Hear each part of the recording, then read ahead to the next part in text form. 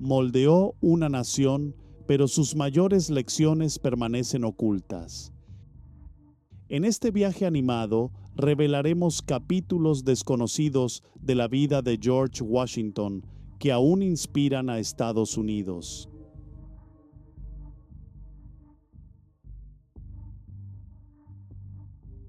Capítulo 1. Comienzos en la frontera. En las colinas de la Virginia colonial nació George Washington en 1732 en una familia de terratenientes. Pero su vida no fue fácil. A los 11 años, su padre murió de repente, truncando su educación formal y dejándolo sin la riqueza o título que muchos de sus compañeros heredarían. Sin acceso a escuelas prestigiosas, George aprendió por su cuenta. Leía todos los libros que encontraba, copiaba reglas de comportamiento y aprendía observando y trabajando. Mientras otros soñaban con lujos, George soñaba con mapas, armas y explorar la vasta frontera. A los 14 años, casi se va al mar. Había preparado su equipaje para unirse a la Marina Real Británica, pero su madre lo detuvo a último momento, pensando que aún no era tiempo de partir. Entonces se enfocó en la tierra y descubrió su vocación en la topografía. Con brújula en mano, recorrió bosques, montañas y ríos, aprendiendo de la naturaleza indómita.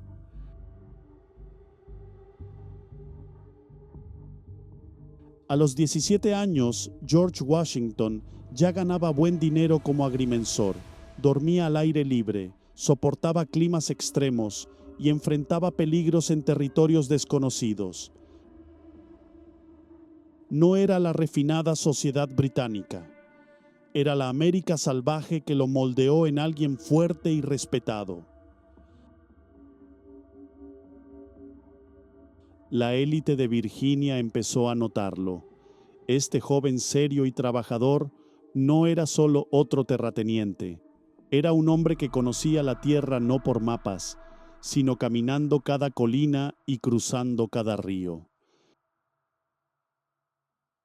Mientras otros escribían sobre valentía, George la vivía enfrentando tormentas, animales peligrosos y soledad. Lo que pocos imaginaban entonces era que este joven, que alguna vez tuvo que pedir libros prestados y dormir bajo las estrellas, un día lideraría una revolución y formaría una nación. Su grandeza no se forjó en palacios, sino en los bosques y campos de Virginia, bajo cielos abiertos y lecciones ganadas con esfuerzo. Los comienzos de George Washington en la frontera muestran una verdad que se olvida. Los héroes no nacen en la gloria, se forman en silencio, lucha y trabajo duro. Antes de ser el padre de un país, fue un joven con un sueño, una brújula y la voluntad de ir más allá que los demás.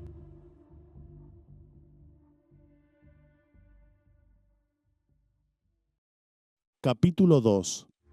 Fuego en la naturaleza. Antes de ser un héroe nacional, George Washington era un joven persiguiendo algo aún más peligroso que la guerra: la gloria. Con poca experiencia militar, fue enviado al Valle de Ohio para desafiar a los franceses y proteger reclamos británicos. Lo que siguió no fue una victoria limpia, sino un inicio ardiente hacia algo mucho mayor. En 1754, Washington y sus soldados encontraron un grupo de tropas francesas acampadas en el bosque. En el caos que siguió, conocido como el enfrentamiento en Jumonville Glen, se dispararon tiros y el comandante francés fue asesinado. Washington no lo sabía entonces, pero el documento que firmó después, escrito en francés, admitía un asesinato.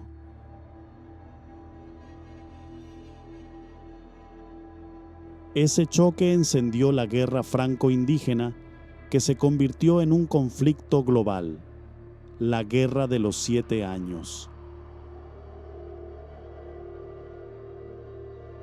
Semanas después, Washington enfrentó otro desastre en un fuerte improvisado bajo la lluvia, Fort Necessity. Rodeado por franceses y sus aliados nativos, Washington se vio obligado a rendirse. El barro, la mala comunicación y la inexperiencia le costaron la pelea. Fue su primer sabor de derrota, pero no sería el último. Un año después, se unió al general británico Edward Braddock en una marcha por el bosque de Pensilvania, una expedición que terminó en pesadilla sangrienta.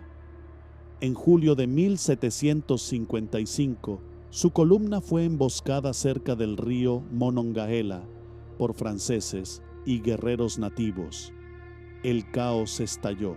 Braddock fue herido de muerte y sus hombres entraron en pánico. Pero Washington cargó directo al fuego, reuniendo a los soldados aterrados. 2 caballos fueron derribados bajo él. 4 balas atravesaron su abrigo, y aún así no fue herido. Algunos lo llamaron suerte, otros decían que era algo más, destino. Estas batallas tempranas le enseñaron más que cualquier libro o título. Aprendió sobre disciplina, los peligros de la arrogancia y la importancia de la estrategia. Pero sobre todo, entendió lo que significaba liderar en los peores momentos, no desde un escritorio, sino desde el frente. Cuando la guerra terminó, Washington ya no era solo un soldado de Virginia, era un líder probado, respetado por algunos, temido por otros y observado por todos.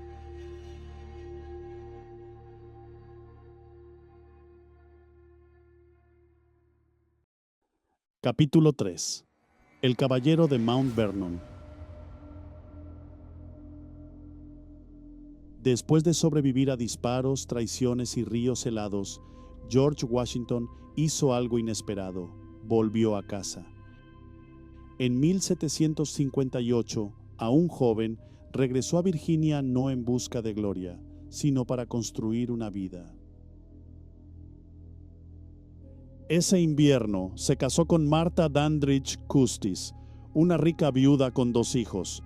Junto a ella llegaron amor, dinero y prestigio, formando uno de los hogares más respetados de Virginia.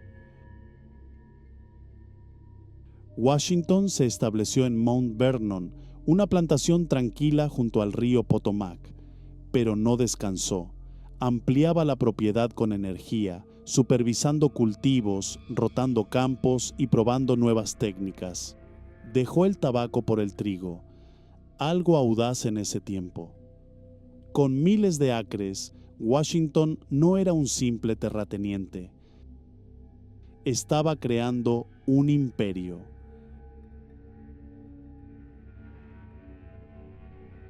Lejos de ser frío y distante, Washington disfrutaba de organizar cenas, bailar y ser uno de los hombres mejor vestidos de Virginia. Apreciaba la buena conversación, los modales refinados y el firme apretón de manos. Pero mientras sus campos florecían y sus cenas brillaban, Washington se inquietaba. La paz por la que luchó se veía amenazada, no por armas, sino por burocracia.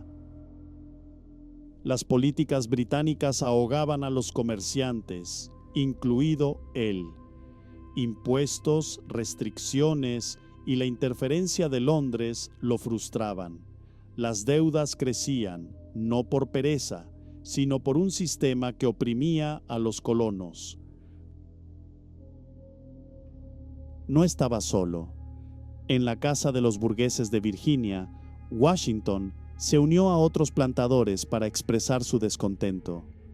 Hablaba con calma pero firmeza, usando su reputación para desafiar el control británico.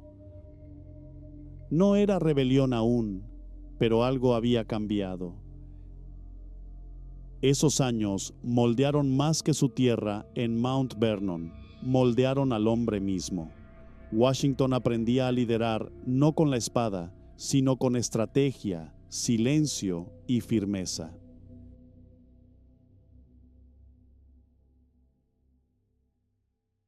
Capítulo 4. Chispas de revolución. En la década de 1770, algo empezó a cambiar dentro de George Washington. El plantador de Mount Vernon, que antes vestía con orgullo un uniforme británico, ahora miraba con sospecha al imperio que había servido. En 1774, Washington fue elegido delegado al primer Congreso Continental. Al llegar a Filadelfia, vestía su antiguo uniforme militar, no solo por estilo, sino como mensaje. No habló mucho, pero su uniforme lo decía todo.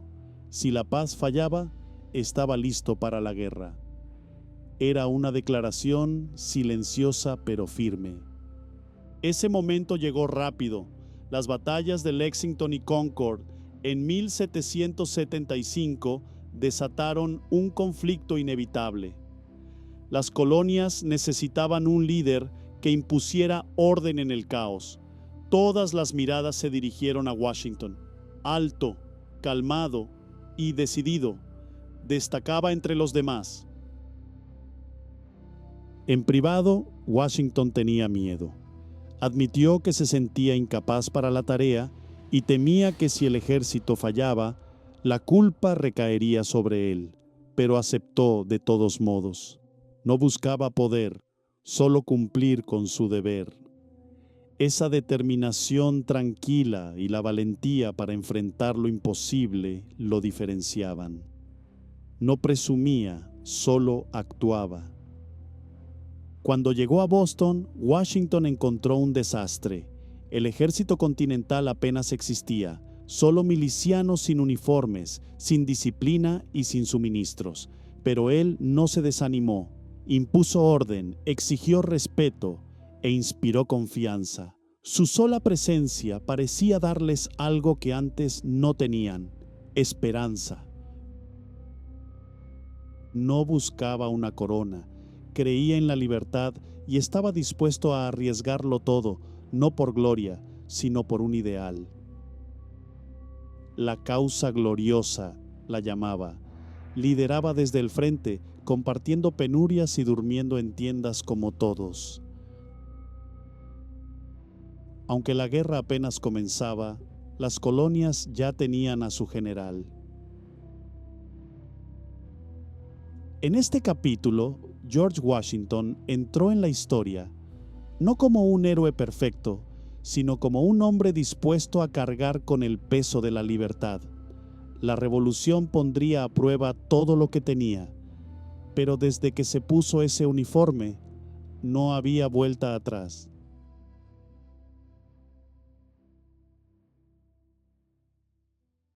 Capítulo 5. La hora más oscura. En el crudo invierno de 1776, la Revolución Americana estaba al borde del colapso. El ejército de George Washington había sido derrotado y dispersado en Nueva York. Los británicos lo persiguieron desde Long Island, a través de Manhattan y el río Hudson. Lo que alguna vez fue una rebelión esperanzadora, ahora parecía desmoronarse. Soldados desertaban, los suministros se agotaban y el Congreso huyó de Filadelfia.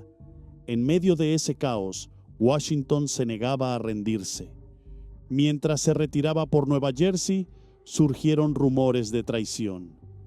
Ese verano se descubrió un complot que llegó peligrosamente cerca de él. Thomas Hickey, un miembro de su guardia personal, se había unido a un plan lealista para capturarlo o asesinarlo. Washington no mostró miedo. Sabía que si caía, el ejército también lo haría. Continuó avanzando y planeando, incluso cuando todo parecía perdido. Al acercarse la Navidad, vio una oportunidad. Al otro lado del río Delaware había tropas hessianas en Trenton, Nueva Jersey. Confiadas, tal vez demasiado, y Washington lo sabía. En la noche de Navidad, Washington lideró un cruce peligroso del Delaware. Su ejército, frío, hambriento y a veces descalzo, cruzó en silencio las heladas aguas. El riesgo era enorme, pero al amanecer estaban listos. Lo que siguió fue un golpe de esperanza. La batalla de Trenton fue un triunfo rotundo.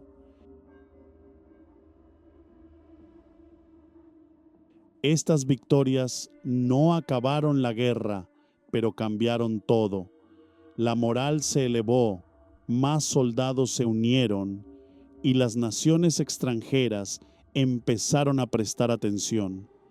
Pero lo más importante fue que Washington ya no era solo un general, era el corazón vivo de la revolución.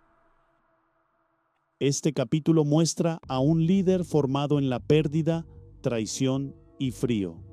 Aquí nació el mito de Washington como un comandante valiente, no por ser invencible, sino porque, incluso en su peor momento, creyó que aún había esperanza.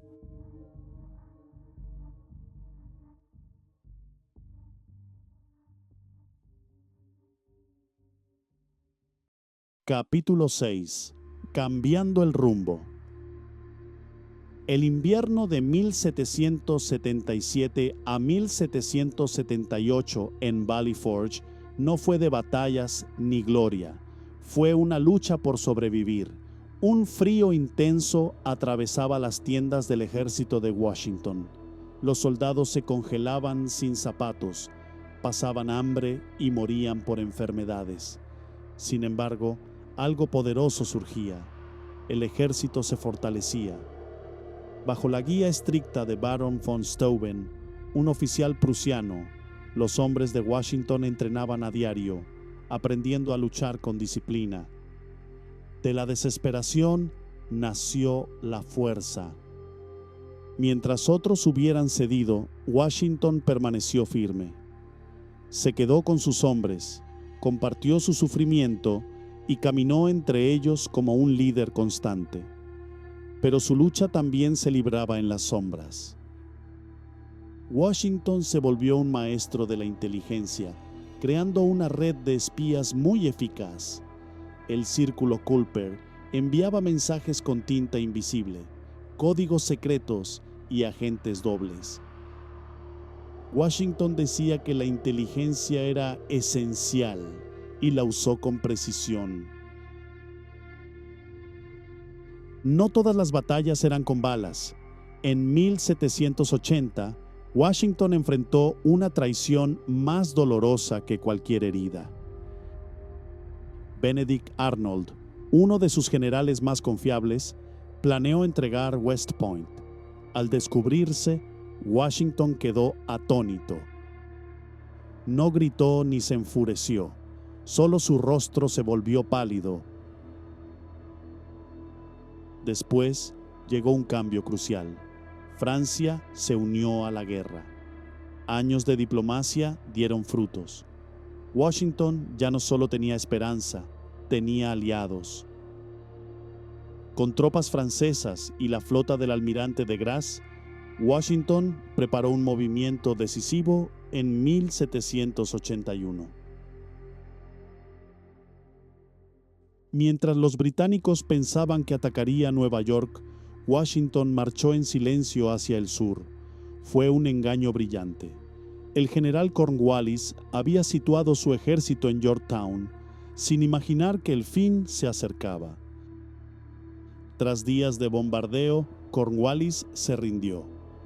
El 19 de octubre de 1781, la guerra llegaba a su fin. Los cañones se callaron y las banderas cayeron. La larga lucha por la independencia había alcanzado su clímax, y en el centro de todo, como siempre, estaba Washington, cansado pero victorioso.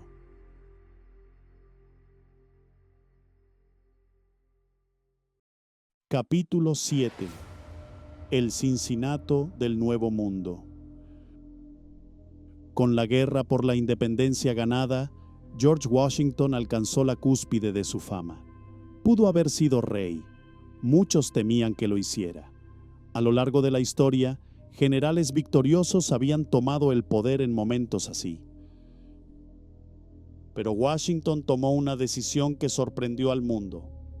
El 23 de diciembre de 1783, en Annapolis, Maryland, entregó su mando militar al Congreso.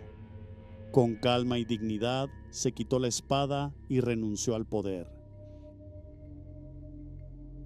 El acto fue tan impactante que incluso el rey Jorge III de Gran Bretaña, quien antes lo consideraba un rebelde, dijo: «Si hace eso, será el hombre más grande del mundo».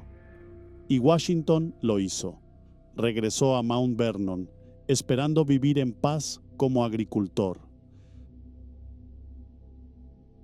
Pero la paz que ayudó a ganar era frágil. Bajo los artículos de la Confederación, Estados Unidos luchaba por mantenerse unido. Los estados discutían, la economía se debilitaba y rebeliones como la de Shays sacudían la joven república. Washington observaba con preocupación. En 1787, Washington fue llamado para presidir la Convención Constitucional en Filadelfia. No deseaba el puesto, pero aceptó, sabiendo que su presencia le daría legitimidad. Durante los debates habló poco, pero su influencia se sentía en cada decisión. 2 años después, en 1789, Washington fue elegido unánimemente como el primer presidente de Estados Unidos. No hizo campaña ni buscó el cargo, pero la gente confiaba en él, un líder por encima de la política que ya había demostrado que podía renunciar al poder.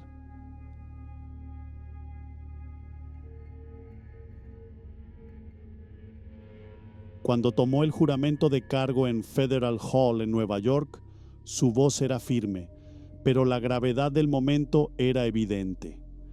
Aquel hombre que solo soñaba con ser agricultor, ahora se convertía en el guardián de una nación. No buscó el poder lo buscó a él.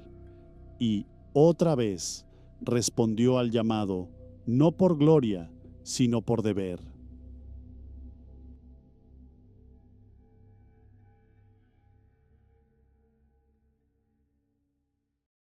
Capítulo 8. El primer mandato. Estableciendo precedentes. Cuando George Washington se convirtió en el primer presidente de Estados Unidos en 1789, nadie, ni siquiera él, sabía cómo debía ser el cargo. No había reglas ni ejemplos a seguir. Desde el balcón de Federal Hall en Nueva York, tomó el juramento con humildad, sabiendo que cada decisión que tomara daría forma al futuro de la presidencia. Su primer paso fue rodearse de consejeros capaces.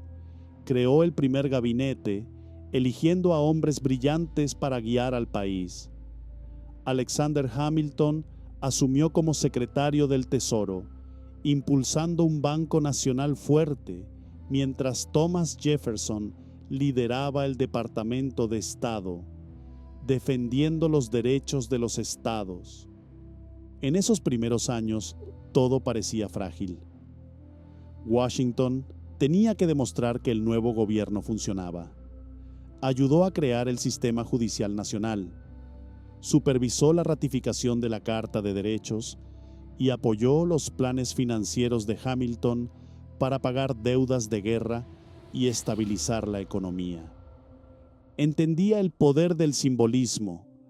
Washington viajó por el país para unir a los estados y mostrar la presencia del gobierno federal. En el sur y el norte, multitudes se reunían solo para verlo pasar. En privado, Washington enfrentaba problemas personales. Ya mayor y desgastado por la guerra, Sufría dolores constantes y usaba incómodas dentaduras de marfil y metal. Apenas le quedaba un diente natural y solía evitar hablar demasiado. Aún así, siempre proyectaba fuerza y dignidad. Cada acción suya establecía un precedente. Desde sus reuniones formales hasta su primer discurso inaugural, Washington sabía que sus decisiones se convertirían en tradición. Incluso su decisión de servir solo 2 mandatos, aunque no era ley, se volvió una costumbre esencial que guiaría la democracia estadounidense durante más de un siglo.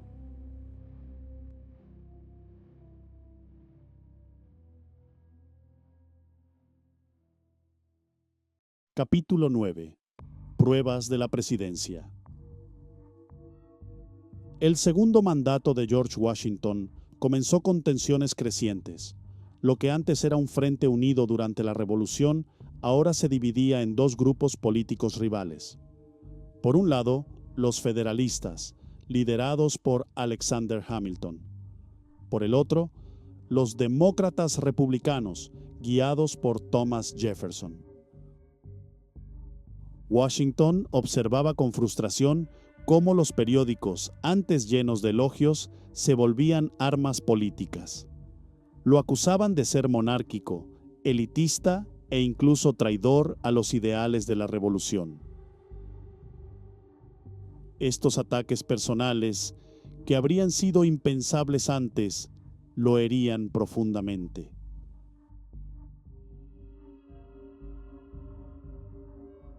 Fuera de Estados Unidos, el mundo también estaba en caos. La guerra entre Gran Bretaña y la Francia revolucionaria exigía que Estados Unidos eligiera un bando. Pero Washington decidió mantener la neutralidad, temiendo que la joven nación se dividiera por alianzas extranjeras. Esa decisión enfureció a muchos, pero ayudó a preservar la paz y fortalecer al país. Esa estabilidad pronto fue puesta a prueba en casa. En 1794, granjeros en Pensilvania se rebelaron por un impuesto sobre el whisky. Los manifestantes atacaban recaudadores de impuestos y desafiaban al gobierno. Washington comprendía el peligro. Si fallaba en imponer la ley, la autoridad del gobierno se derrumbaría. Washington mismo lideró las tropas para sofocar la rebelión. Los rebeldes se dispersaron sin enfrentamiento y el orden se restauró. Pero el episodio lo dejó agotado. Aunque demostró que el gobierno federal tenía poder real, la experiencia fue desgastante. Para 1796, Washington había decidido no buscar un tercer mandato. En su discurso de despedida, advirtió sobre los peligros de los partidos políticos, las alianzas extranjeras y la división interna. Sus palabras reflejaban lecciones aprendidas durante años y servirían como guía para el futuro de la nación.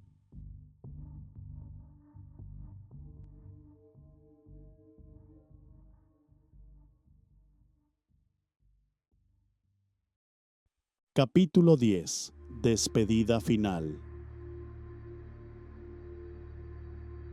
Después de décadas de guerra, liderazgo y sacrificio, George Washington se retiró de la vida pública en 1797.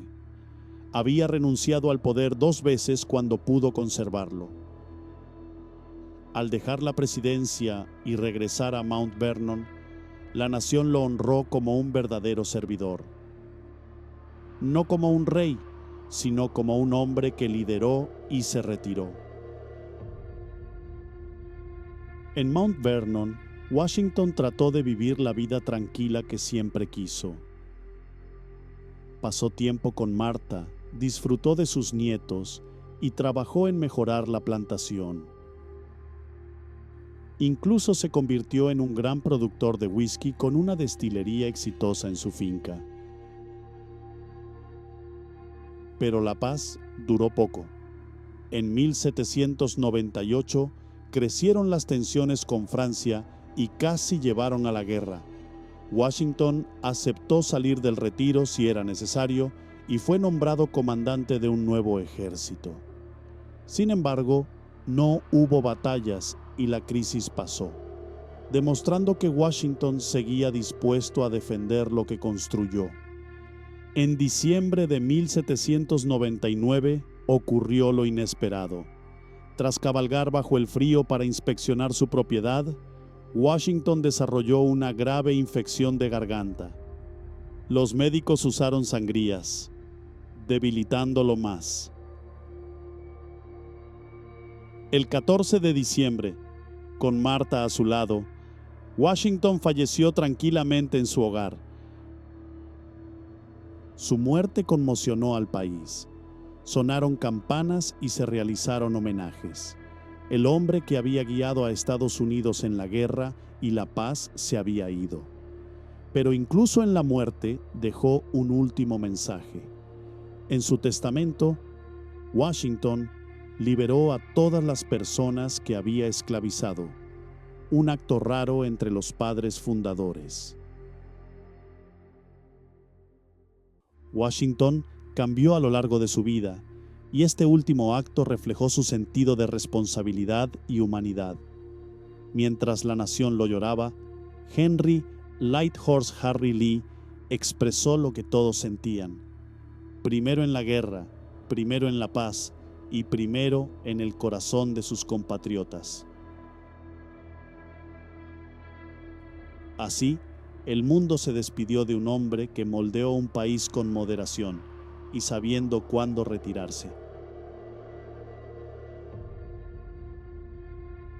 Si te gustó el video, dale un like y no te olvides de suscribirte al canal. Nos vemos en el siguiente.